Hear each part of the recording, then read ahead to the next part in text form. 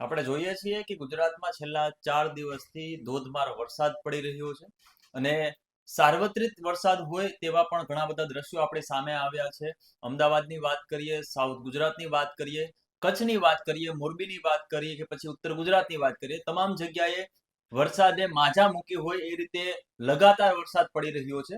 હવે આજે આપણે ચર્ચા કરવાના છે કે આગામી દિવસોમાં એટલે કે કાલ સુધીમાં કેટલો ક્યાં વરસાદ પડી શકે એમ છે અને શું સંભાવનાઓ છે તેના વિશે વિગતે ચર્ચા કરીશું. નમસ્કાર, હું સમ્રાટ અને તમે જોઈ રહ્યા છો ચક્રવાત.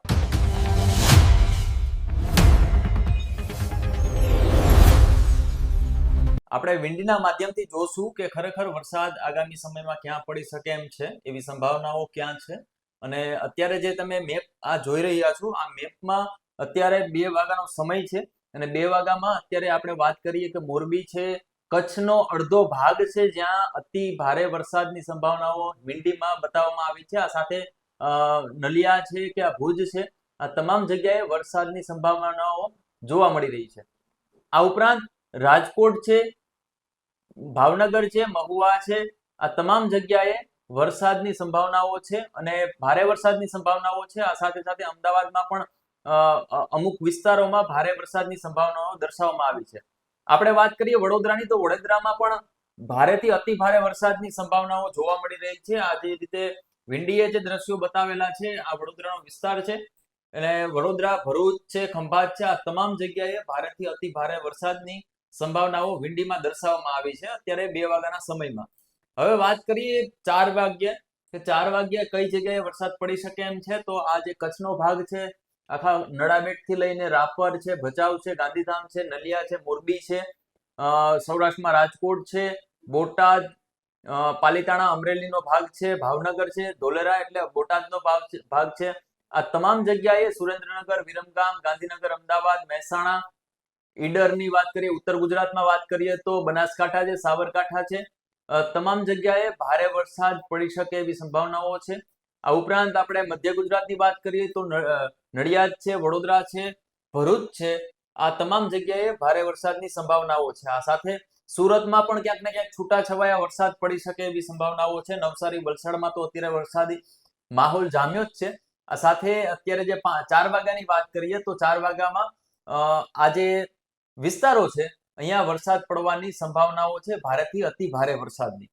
હવે આપણે વાત કરીએ 6 વાગ્યાની કે 6 વાગ્યે ક્યાં વરસાદ પડી શકે એમ છે. તો આપણે સૌરાષ્ટ્રની જે વાત કરીએ છીએ, સૌરાષ્ટ્રમાં છૂટાછવાયા સ્થળોએ વરસાદ પડી શકે છે. ખાસ કરીને જે દરિયાકાંઠાના વિસ્તારો છે, દરિયાકાંઠાના જિલ્લાઓ છે, ત્યાં છૂટાછવાયા સ્થળે વરસાદ પડી શકે એમ છે.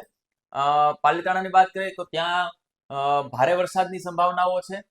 દક્ષિણ ગુજરાતની વાત કરીએ તો સુરત, નવસારી, વલસાડ, વાપીમાં પણ, ભરૂચમાં, વડોદરામાં પણ ભારે વરસાદની સંભાવનાઓ છે. આ સાથે ઉત્તર ગુજરાતની વાત કરીએ તો ઉત્તર ગુજરાતમાં મહેસાણા છે, ગાંધીનગર છે, પાટણ છે, કચ્છનો અડધો ભાગ છે, પાલનપુર છે, મતલબ વાવથરા છે, બનાસકાંઠા છે, આ તમામ જિલ્લાઓમાં સારો એવો વરસાદ પડી શકે એવી સંભાવનાઓ વિન્ડીમાં દર્શાવવામાં આવી છે.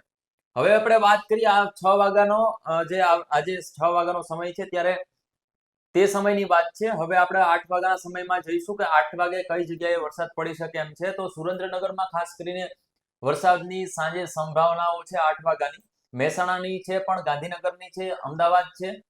આ સાથે કચ્છનો ભાગ અત્યારે ખૂબ કચ્છમાં વરસાદ પડી રહ્યો છે એવા પણ દ્રશ્યો સામે આવ્યા છે. સાથે દક્ષિણ ગુજરાતમાં પણ વરસાદની સંભાવનાઓ આપણે જોવા મળી રહી છે.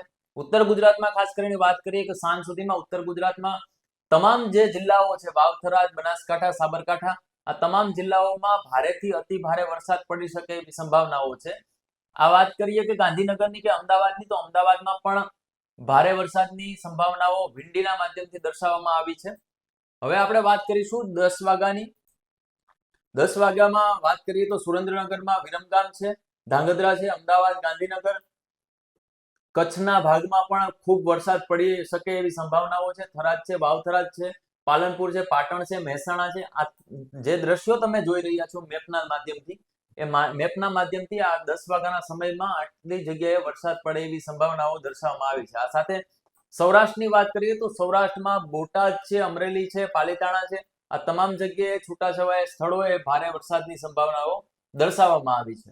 એટલે આપણે વિન્ડીના માધ્યમથી સમજ્યું કે કઈ કઈ જગ્યાએ વરસાદ પડી શકે એમ છે. ગુજરાતના કયા વિસ્તારોમાં હાઈ એલર્ટ આપવામાં આવ્યું છે.